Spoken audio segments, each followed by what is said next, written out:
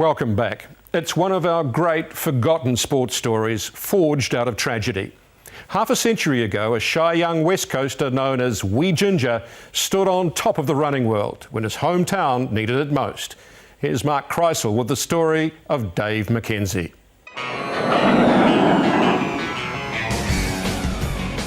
The Boston Marathon, America's toughest, most prestigious running race. Only the best even get to start. And centre stage, a very special guest. A Kiwi, a West Coaster, Dave McKenzie. You did pretty well. Yeah. Why is he in Boston? Well, 50 years ago, Dave McKenzie overcame a huge tragedy that still haunts the West Coast today to win this race. You can acknowledge that you did pretty well. Oh, fair enough, yeah. Quite possibly the most famous Kiwi athlete you've never heard of, but you'd never hear it from him. Was there any stage where you felt elation? Yeah, there's always elation after you win. Punch the air? No.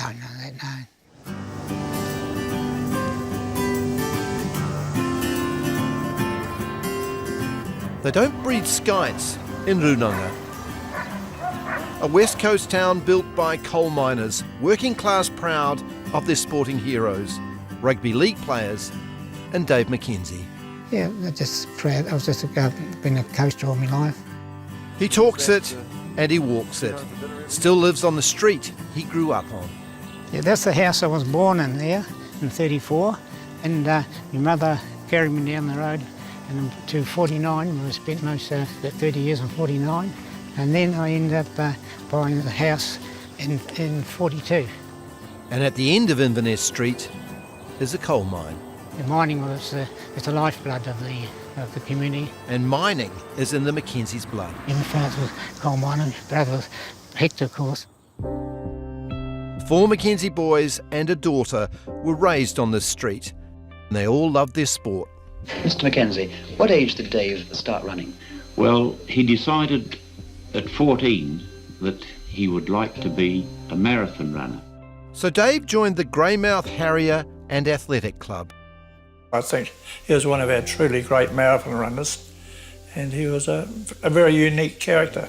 Ivan Agnew, sports journalist, knew the family and wrote about Dave when they both worked on the Greymouth Evening Star newspaper in the 1960s. He's a great little bloke, but Not a great talker. oh no, he's definitely not a great talker. Dave was competitive on the grass as a harrier, but on the road, he was a champion. He'd be bent over like a jackknife for the first 5 or 6 miles, and then he'd come alive. And that was so true of Dave. You know, he was magic. It was almost a magical thing to see. Once he warmed up, there was a real bound. His feet come high off the ground, you know, and he had a really good stride and lovely rhythm. And all of a sudden, he was a transformed athlete. He never had a trainer, just ran and ran. Every mile meticulously jotted down in his training diary. 26 on the Saturday, Sunday 18, Monday 15, 22 on the Tuesday, 11, 17 miles on the Thursday and 18 on the Friday. 9 miles, that's 15 kilometres to and from work in Greymouth every day. Speed work during lunch. But the real training grounds were the West Coast rugged roads and steep hills. So how many miles would you have run along these roads? Well, it'd be thousands of miles. There's probably 65% of it that would have been out along here. You'd be on this road most of the time. There's a bit more traffic today. Yeah, oh, a lot more traffic like this. I can tell you what, the sandpies are pretty thick at the moment too. We are on the West Coast, mate. This was number 8 Wired New Zealand. Running shoes too hard? A new pair of Nikes? Adidas? Yeah, nah. You did it yourself.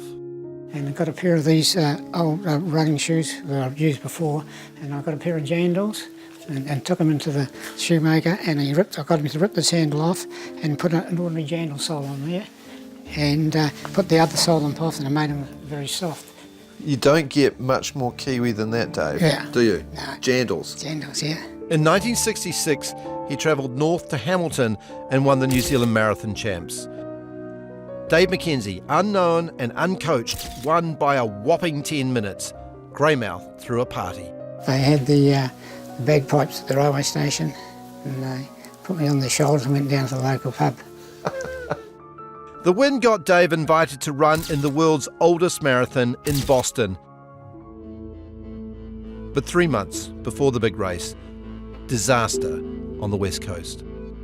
A huge explosion ripped through Greymouth Strongman coal mine. Can you tell us about Hector? What happened? He was caught up in the Strongman mine disaster in '67. 19 miners died at Strongman. Dave's brother Hector was one of them. Yeah, it was very, very hard.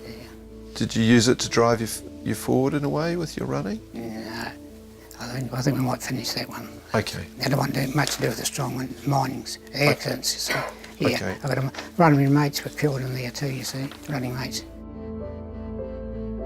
The whole west coast was devastated by the Strongman mine disaster, and they came together in Greymouth on a freezing cold, rainy day to bury the dead in a mass grave. The strangest thing was when you're walking down there, even though it was raining, you couldn't feel anything. Ivan Agnew, along with Dave, was one of Hector's pallbearers. I was very privileged to be asked. I really did feel honoured. Somehow, Dave McKenzie picked himself up and got on a plane to Boston. A broken west coast had passed the hat around to raise money for the trip. Everyone was sort of down in the dumps before I left. You understand, so devastating for everyone. He would know that if he went to Boston and did well, it would mean a hell of a lot to the coasters. I think he'd be aware of that. He doesn't, as I say, he doesn't talk a lot, but he thinks a lot. He'd never been out of New Zealand before. That was the first time, yeah. By the time he got to Boston, Dave McKenzie was just one more face in the biggest race in the world, and the only one wearing a singlet with a G on it. So is this the actual singlet you wore Yeah, that's the actual singlet. with the G? Gee, very, very proud to wear it. It's from my home club in Greymouth, and it's very, very special. Did the people in Boston have any idea where Greymouth was? No, well, they honestly thought it was from Greece, with a G. The Japanese were the favourites. They'd dominated the Boston Marathon for the past 2 years. They turned up and very polite and bowed a lot and, smiled, but they were held in awe by the Americans, and with good reason. They were the supermen of the Boston Marathon, no doubt. It may have been 50 years ago, but Dave remembers that bitterly cold Boston race day as if it were yesterday. I think it was about 2 or 3 degrees. There was snow on the ground. In the morning it was very white all over. You made sure you warmed up, and in them days you just cover yourself with olive oil. It was a packed field, around 700 runners, and one dog. Yeah, he came for a wee while there, a couple of 100 metres or so. Where did he get in the race? He might have come a close second. By midway, the leaders had sorted themselves out. The Japanese runners suddenly realised the little guy with the ginger hair was impossible to shake. One to take off and come back again, and then another one to repack again, another one to take off and come back. He was very wily, and that he'd be watching, and if he spotted any weakness, he'd know when to hit, and he'd hit hard.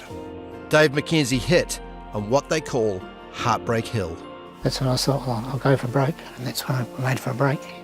Thousands of miles on those West Coast roads paid off. They never caught him.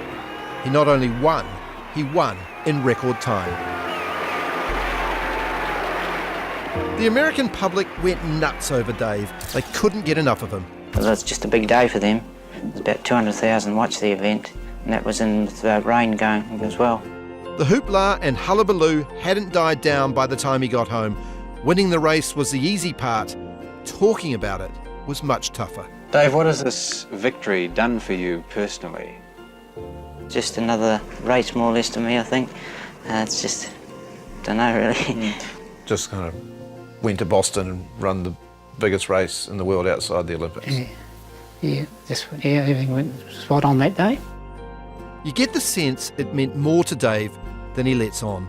And after Strongman, it meant everything to the West Coast. I think it gave them that deep sense of pride. I think it lifted people. They needed a lift. And their spirit certainly needed a lift. It was a horrendous time for what they'd been through. They've never forgotten him in Boston. He was the Grand Marshal at this year's marathon. But on the coast, is a legend. Running was a great thing for Dave. He got into his own world, I think, and he set his own tempo, and it just brought him out of himself in many ways. You know. It was beautiful to watch, real expression. And he still lives on Inverness Street with wife Adele. Anything you do for your community, and think when people are down and out, it's good to be able to do something back for the community. But good to be able to pick them up again. Pick them up, yes. And, yeah. Good on you, Dave. You did very well. Yeah. Yeah. Good on you. Dave later ran for New Zealand at 2 Olympics, and he was still running for his beloved Greymouth Harriers until his mid-50s.